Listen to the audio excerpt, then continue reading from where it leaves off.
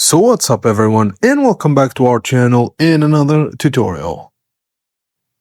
Today we're going to see how to use ServiceM8 with Xero.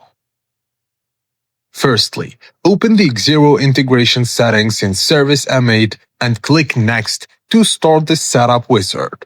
Configure your primary tax settings as prompted. Then click Next to move to the authorization screen. Now, to authorize Xero access, click Next to open the Secure Xero login window. Then enter your Xero username and password. Select the specific Xero organization you want to link. Then click Authorize to complete the sync.